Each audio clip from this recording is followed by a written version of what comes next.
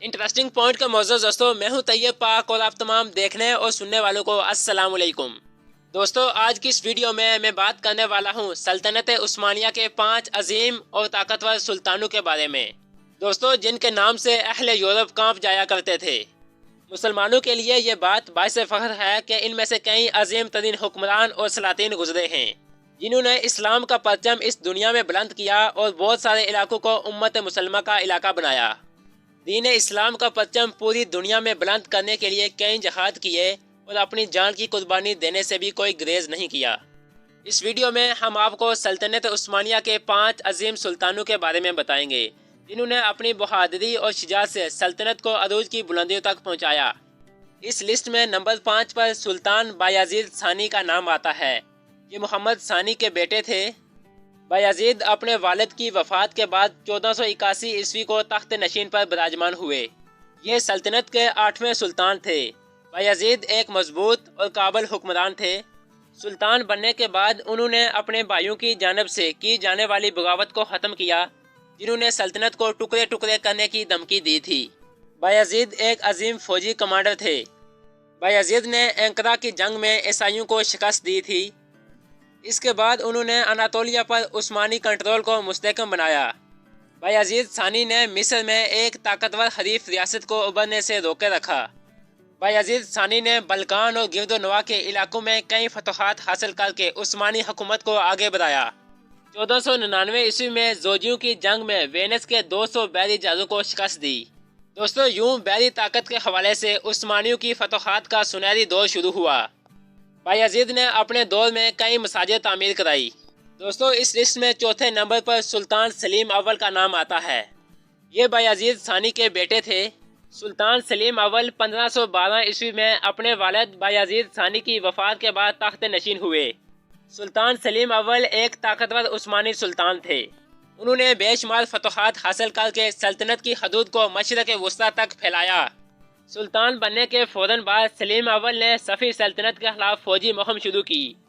1514 عیسوی میں سلیم اول نے چندلان کی لڑائی میں صفویوں کو عبرتناک شکست دی، جس کے بعد صفوی سلطنت عثمانی سلطنت کی حاکمیت کو تسلیم کرنے پر مجبور ہو گئی۔ دوستو، اس فتح کے بعد سلطنت کی حدود میں مزید اضافہ ہو گیا۔ مصر، عرب، فلسطین پر بھی عثمانی حکومت قائم ہوگی۔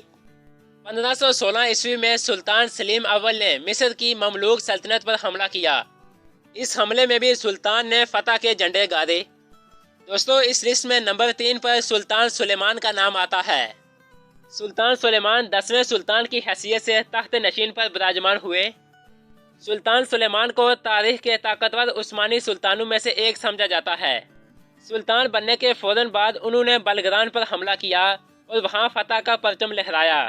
1420 میں ہنگری پر حملہ کر کے وہاں بھی فتح کی دار بٹھائی۔ آپ نے فتوحات کا سلسلہ جاری رکھتے ہوئے سلطنت عثمانیہ کو ایک بہت بڑی علاقائی حدود تک پھیلا دیا۔ سلطان سلیمان ایک عظیم فوجی رہنما تھے۔ آپ کو قانونی اصلاحات کی وجہ سے قانون ساز کے طور پر بھی جانا جاتا تھا۔ سلطان سلیمان نے قانونی اور انتظامی اصلاحات کا ایک سلسلہ نافذ کیا جس نے سلطنت عثمانیہ کو جدید ترین بنایا۔ دوستو، اس لسٹ میں نمبر 2 پر سلطان محمد دوم کا نام آتا ہے، جنہیں سلطان محمد فاتح بھی کہا جاتا ہے۔ سلطان محمد ثانی 1451 عیسوی میں اپنے والد مراد دوم کی وفات کے بعد تخت پر براجمان ہوئے۔ سلطان بننے کے فوراً بعد آپ کی سب سے بڑی کارروائی بازنطینی سلطنت کے دارالحکومت قسطنطنیہ کا محاصرہ کرنا تھا۔ سلطان محمد فاتح نے 1.5 لاکھ کی فوج تیار کر کے قسطنطنیہ کا محاصرہ کیا۔ محاصرہ 53 دن تک جاری رہا۔ دوستو، اس کے بعد 29 مئی 1453 عیسوی میں سلطان نے قسطنطنیہ فتح کر لیا۔ فتح کے بعد سلطان محمد ثانی کو سلطان محمد فاتح کے نام سے پکارا گیا۔ اس وقت سلطان کی عمر صرف 21 سال تھی۔ سلطان محمد فاتح نے قسطنطنیہ کو سلطنت عثمانیہ کا نیا دارالحکومت بنایا اور اس کا نام تبدیل کر کے استنبول رکھ دیا۔ اس فتح کے بعد سلطان محمد فاتح نے بے شمار فتوحات حاصل کی۔ 1460 عیسوی میں سلطان نے موریہ کو فتح کیا۔ 1462 عیسوی میں آپ نے یورینیا پر حملہ کر کے اسے بھی فتح کیا۔ سلطان محمد فاتح نے ایشیا میں بھی فتوحات حاصل کی۔ کریمیا کو بھی فتح کر کے اسے بھی سلطنت عثمانیہ کا حصہ بنایا۔ 1468 میں آرمینیا اور ہرسوکونیا کو فتح کیا۔ 1475 میں قرینیا پر حملہ کر کے وہاں بھی فتح کے جھنڈے گاڑے۔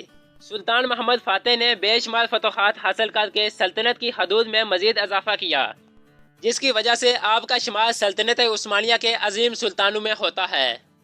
دوستو اس لسٹ میں نمبر 1 پر سلطان اورخان غازی کا نام آتا ہے۔ سلطان اورخان غازی اپنے والد عثمان غازی کے انتقال کے بعد 1326 میں تخت نشین ہوئے۔ آپ نے اپنے والد کی طرح فتوحات کا سلسلہ جاری رکھا۔